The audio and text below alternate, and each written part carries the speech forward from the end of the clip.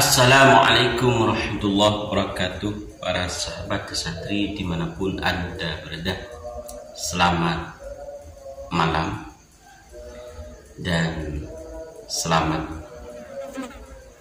terhubung kembali dengan channel kami, channel Desantri. Dalam waktu ini kok jelimet ya bahasanya ya. Untuk saat ini kita akan membahas tentang kriteria ulama yang disebut dalam tulisan terbaru Kiai Haji Imaduddin Utsman Al-Bantani yang diupload di website RMI NU Banten pada tanggal 12 Desember kemarin. Dalam tulisan beliau ini membahas kriteria ulama atau kriteria kiai, bahwa ulama itu dibagi menjadi tiga. Tiga itu bukannya ke Pak Ganjar dan Mahfud MD ya, bukan. Memang di dalam tulisan beliau Kiai Haji Imaduddin Utsman, kriteria ulama itu dibagi menjadi tiga. Tulisan ini kalau saya baca dan saya teliti, beliau ini memberikan nasihat, memberikan informasi yang lebih luas kepada para tokoh kiai, kepada para ulama yang memiliki pondok pesantren, yang notabene kiai atau ulama yang memiliki pondok pesantren itu sudah pasti paham tentang kitab kuning, kitab gundul. Kalau di daerah kami ada juga kitab gundul, yang kitab tersebut berisi tulisan-tulisan yang tidak ada tanda-tanda atau harokatnya. Ketika berhenti juga tidak ada titiknya. Dan masih banyak hal-hal yang perlu didalami di dalam kitab kuning tersebut. Lah, bagi ulama yang memiliki pondok pesantren sudah pasti paham tentang apa itu kitab kuning, cara membaca kitab kuning, dan seterusnya. Nah, akhir-akhir ini ternyata banyak sekali para kiai, banyak sekali para ulama yang memiliki pondok pesantren besar berkaitan dengan masalah nasab Ba'alawi atau Habib Ba'alawi, saling mengisbatkan nasab Ba'alawi dengan menggunakan kitab-kitab yang mungkin pernah dia baca atau kitab-kitab yang baru dia baca tanpa meneliti atau mengkaji lebih dalam kitab yang ia baca. Dalam hal ini Kiai Haji Imaduddin Utsman itu memberikan sebuah contoh tentang Sayyid Ahmad bin Isa Al-Muhajir. Bagi ulama atau kiai yang ingin membahas tentang masalah nasab Ba'alawi, maka tentunya dimulai dari Sayyid Ahmad bin Isa Al-Muhajir. Mengenal lebih dalam siapa itu Sayyid Ahmad bin Isa Al-Muhajir, pada tahun berapa beliau dilahirkan, pada tahun berapa beliau meninggal. Ulama-ulama yang mengarang kitab di masa beliau hidup, ulama-ulama nasab yang membahas tentang beliau, atau kitab-kitab nasab yang mendekati dengan hidupnya beliau. Maka sebagai seorang kiai, sebagai orang ulama yang ingin membahas tentang nasab, maka buka dan kaji lebih mendalam lagi tentang Sayyid Ahmad bin Isa Al-Muhajir.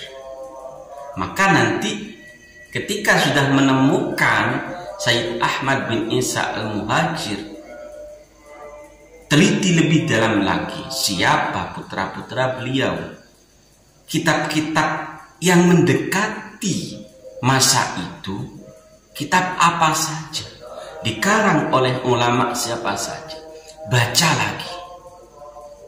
Itu seorang ulama ketika mau meneliti sebuah kejadian, bukan lantas langsung mengisbat sebuah kejadian tersebut. Itu bukan cara ulama. Jadi dalam tulisan Kiai Haji Imaduddin Utsman itu seperti itu yang dibahas. Makanya dalam hal ini Kiai Haji Imaduddin Utsman Al-Bantani membagi ulama itu menjadi 3. Yang pertama, memang ada ulama yang oleh Allah itu diberikan kemampuan ilmu yang interdisiplin dari berbagai sisi pengetahuan, yang dengannya ia dapat berijtihad sendiri secara mutlak dengan langsung dari Al-Quran dan Al-Hadis. Maka bagi ulama ini haram taklid. Bagi ulama yang memang memiliki atau mampu berijtihad sendiri secara mutlak, memenuhi syarat, maka haram bagi ulama tersebut taklid kepada ulama yang lainnya. Yang pertama, untuk yang pertama ini di masa sekarang sepertinya sulit adanya. Mengingat satu, para ulama sudah sepakat bahwa di bidang fikih kita bermadzhab kepada 4 imam yang sudah masyhur. Di bidang akidah kita juga ada imam mazhab yang sudah masyhur. Di bidang tasawuf juga sama.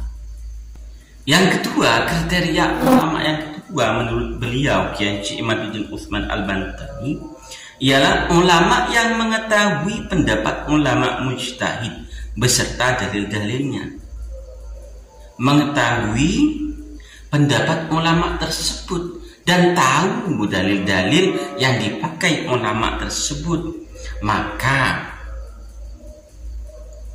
ia mentarjih mana di antara para mujtahid itu yang pendapatnya didukung oleh dalil yang kuat.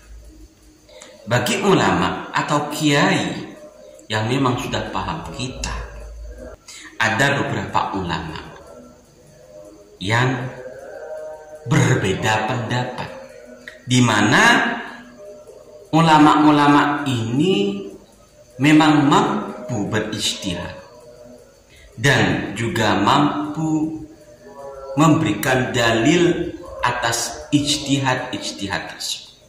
Maka bagi kita, bagi ulama, bagi kiai, memilih ulama atau ijtihad yang dalilnya itu lebih kuat. Seperti dalam masalah nasab ini, banyak dari kalangan kiai yang ternyata mengambil dalil, namun dalilnya itu tidak kuat untuk dipakai, sedangkan mereka menyampingkan dalil yang kuat. Menyampingkan dalil yang kuat yang memang kitab tersebut dikarang, ditulis sangat dekat dengan orang yang dibahas di dalam kitab tersebut. Namun ternyata memilih kitab yang ternyata jauh dari orang yang dibahas tersebut. Kalau Sayyid Ahmad bin Isa Al-Muhajir itu hidup di abad keempat, tentu kita harus membaca kitab yang dikarang di abad keempat atau yang mendekati, misalnya kelima. Kalau Sayyid Ahmad bin Isa Al-Muhajir hidupnya di abad keempat, sedangkan kita harus mencari kitabnya di abad ke-10, itu sangat kejauhan. Maka dalil yang kuat tentunya adalah kitab yang mendekati hidupnya Sayyid Ahmad bin Isa Al-Muhajir. Maka itu yang kita pilih, bukan kita memilih yang jauh. Kalau yang dekat ada, ngapain pilih yang jauh? Kalau yang dekat itu tentunya lebih kuat, lebih benar, jangan pilih yang jauh. Yang jauh itu kemungkinan besar sangat jauh dari kebenaran ketika tidak memiliki sambungan dari kitab-kitab sebelumnya. Selanjutnya, kriteria ulama yang ketiga menurut Kiai Haji Imaduddin Utsman Al-Bantani, mengetahui pendapat-pendapat para mujtahid. Ia mengetahui bahwa pendapat para ulama masing-masing mempunyai dalil, namun ia tidak mempunyai kemampuan mentarjihnya. Ia mampu, namun ia tidak mempunyai waktu. Maka ia boleh bertaklid kepada para mujtahid itu. Dalam masalah ini pun sebenarnya terjadi perbedaan pendapat di antara para ulama. Ada yang membolehkan, ada pula yang mengharamkan. Maka di sini sangat jelas bagi mereka yang mengaku ulama, yang mengaku kiai, yang paham akan kitab-kitab salaf yang membahas tentang nasab Rasulullah, tentunya harus meneliti kitab-kitab mulai dari abad ke abad. Kalau ingin membahas tentang nasab Ba'alawi, maka teliti leluhur dari Ba'alawi, Ubaidillah bin Ahmad. Maka bagi ulama atau kiai yang memang paham tentang kitab, harus mencari siapa itu Sayyid Ahmad. Apakah benar Sayyid Ahmad itu memiliki anak Ubaidillah? Teliti lebih dalam lagi dan ambil dalil yang kuat, ambil kitab yang dikarang dekat atau mendekati orang yang dibahas dalam kitab nasab tersebut. Untuk kesimpulannya seperti itu mengenai tulisan terbaru Kiai Haji Imaduddin Utsman Al-Bantani. Mohon maaf apabila ada kesalahan. Assalamualaikum warahmatullahi wabarakatuh.